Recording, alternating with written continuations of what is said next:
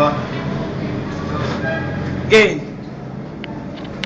I recommended this circuit breaker to be dismantled because it's already not functioning well.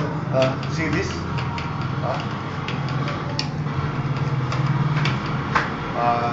This circuit breaker, I will relocate this to the new one. So we have to provide a new one.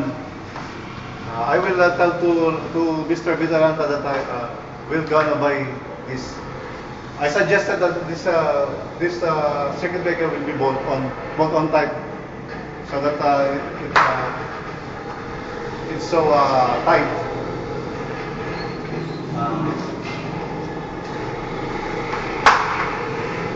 On the other side, we will relocate the portion of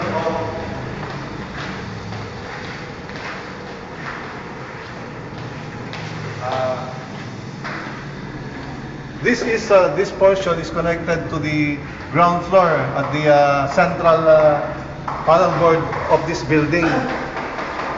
So we are entitled to relocate this because we will be independent to them. We will wire this to the brand new panel board there. And so the other one. Maybe we provide another here because the temperature is not quite good.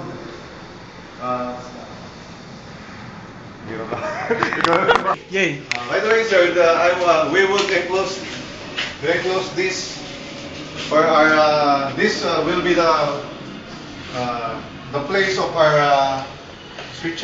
What do you call switch? Mount rack. Mount rack. Mount rack ng Of computer. yung panel board. Basta yung binili nila eh. Nakalimutan ko alam ni Mike yun eh. Ayun. Basta ma'am, dun yung binili Ma'am natin. Charmaine na lang. Ma'am Charmaine, ito po Ma'am Charmaine yung napipisil naming place para po doon sa computer Storage server, sa server. From that area, yun po mga maraming category 5 pupunta po dito, tapos may server. Ang balak po sana ni Mark, maglagay pa ng isang computer dito para monitoring ng ibang computer. Parang central po siya. Dito po lalagay.